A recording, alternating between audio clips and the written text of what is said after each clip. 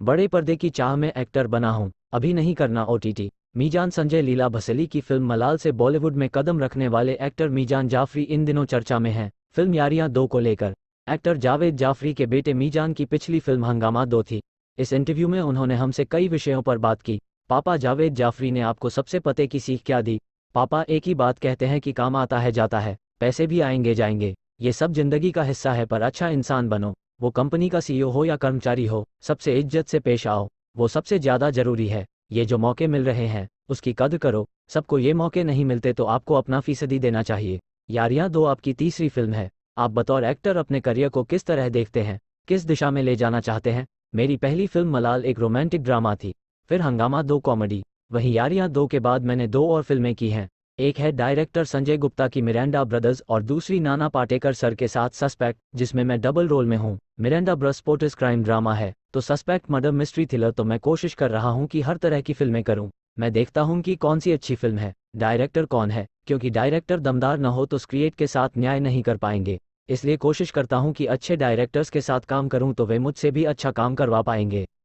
मेरी कोशिश है कि मैं जितना वसील हो सकता हूँ उतना वर्सटाइल काम करूँ, कि परफॉर्मेंस देंगे तभी आगे बढ़ पाएंगे, तभी आपको काम मिलेगा। अब हमारा मुकाबला पूरी दुनिया के कंटेंट से है, आप काम चलाओ काम नहीं कर सकते। इसलिए आज की पीढ़ी के एक्टर इतने ज़बरदस्त हैं, जिस तरह का काम वो कर रहे हैं वो मुझे भी प्रेरित करता है। मशवरा करते हैं फिल्म में अपनी चॉइसेस को लेकर, आप किसी से सलाह? मम्मी तपाक से। हमारे घर में सिर्फ मम्मी से सलाह ली जाती है, क्योंकि मम्मी सबसे स्मार्ट हैं। काम या फिल्मों से जुड़े फैसले लेने में मेरे परिवार में मेरी मम्मी सबसे बुद्धिमान है। उनमें एक समझ है, आपने सही फैसले नहीं लिए तो वो आपके मौक़ों का इंतजार किया, जो एक बहुत बड़ा पुराने दौर के बहुत से लोग मानते हैं कि ऐसा करना चाहिए, पर वो एक माँ की इंडस्ट्री कैसे ऑपरेट करती है। देखिए, आप में भले ही कितने भी टैलेंट हो, अगर करियर को प्रभावित कर सकता है। जैसे मेरे पास ओटीटी के बहुत ऑफर आए, पर मम्मी के सलाह पर मैं रुक गया।